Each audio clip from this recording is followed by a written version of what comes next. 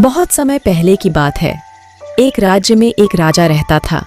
वह अक्सर वेश बदलकर अपने राज्य के गांव और नगरों के भ्रमण पर निकलता और प्रजा के हालचाल लिया करता था।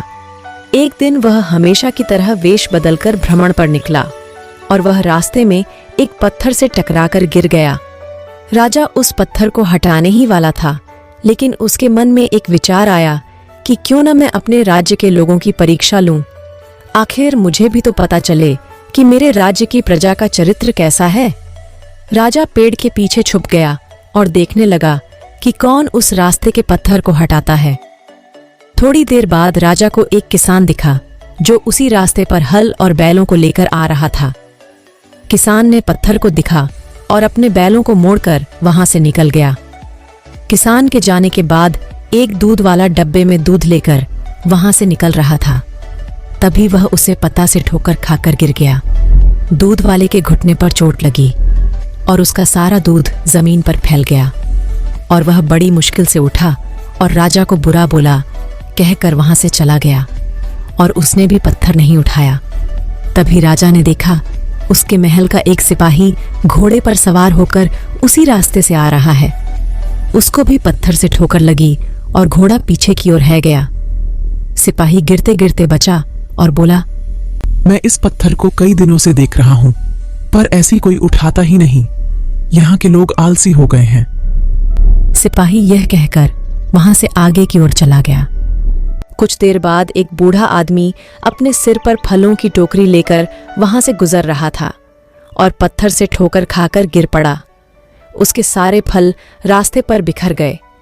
तभी वहां पर एक लड़का दौड़ते हुए आया और बूढ़े आदमी को उठाते हुए बोला, बाबा, कहीं पर चोट तो नहीं लगी? तभी बूढ़े आदमी ने कहा, बेटा, चोट तो नहीं लगी, पर मेरे सारे फल बिखर गए। तभी लड़के ने सारे फल उठाकर उसे बूढ़े व्यक्ति की टोकरी में रख दिए। बूढ़ा बाबा उसे लड़के को आशीर्वाद देते हुए वहां से चला गया। बाबा के जाने के बाद लड़का उसे पत्थर को हटाने का प्रयत्न करने लगा। अचानक पत्थर हिल गया। लड़के ने देखा एक आदमी उसकी सहायता कर रहा है। वह कोई और नहीं था बल्कि राजा था और दोनों ने जोर लगाकर पत्थर को रास्ते से दूर कर दिया। राजा ने लड़के से पूछा, बेटा, तुम कौन हो?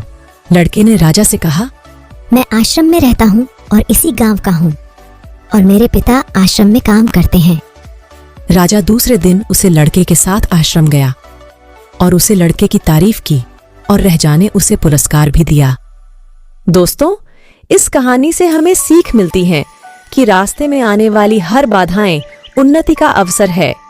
इसलिए बाधाओं से डरे नहीं, उनका सामना करें और उन्हें हटाकर जीवन में तरक्की के मार्ग पर आगे बढ़े। दोस्तों, आपको किसान और पत्थर की कहानी कैसी लगी? आप अपने कमेंट्स के द्वारा हमें अवश्य बताएं।